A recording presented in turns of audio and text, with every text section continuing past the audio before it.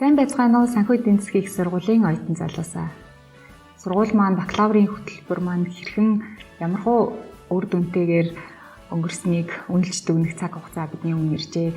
2021 оноод дүгнээд 2022 оноо огтж байгаа энэхүү цаг мөчид манай сургууль хэрхэн яаж өөрчлөгдсөн, ямархуу амжилт гаргасан талаар та бүхэнтэйгээ хуваалцахад маш таатай байна. Хэдийгээр цар тахлын хүнд цаг үе бидэнд таарсан ч гэсэн сургуулийн үйл ажиллагаа маань, сургалтын үйл ажиллагаа маань тасралтгүй сайжраа оюутан залуустай хүрсээр байгаа билээ.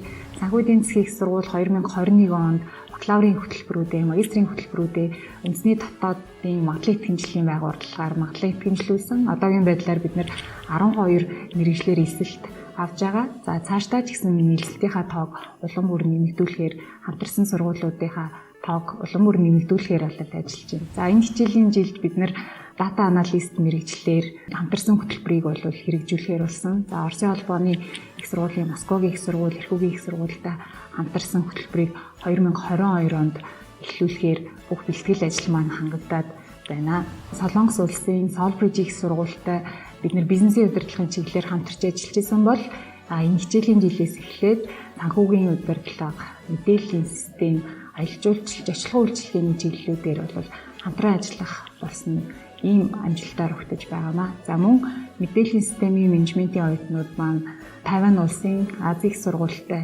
хамтарсан хөтөлбөрийг хэрэгжүүлэх энэхүү бэлтгэл ажлууд бүгд хангагдаад байна.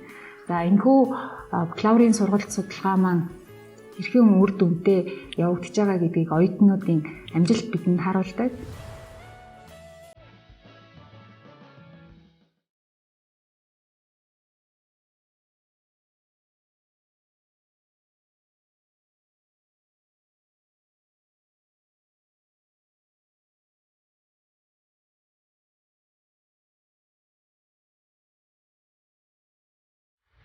Тэгэхээр бид нар маш олон хийж бүтээсэн зүйлтэй, олон гаргасан амжилттайгаар 2021 оноо үдэж байна. 2022 оноо үнээс илүү их амжилтаар огтон авнаа гэдэгт итгэлтэй байна. Оюутан залуустай шинэ оны мэндийг хүргээд сурлагт нь өндрөөс өндөр амжилтыг, амьдралд нь аз жаргал сайн сайхан бүхнийг хүсье өрөөё.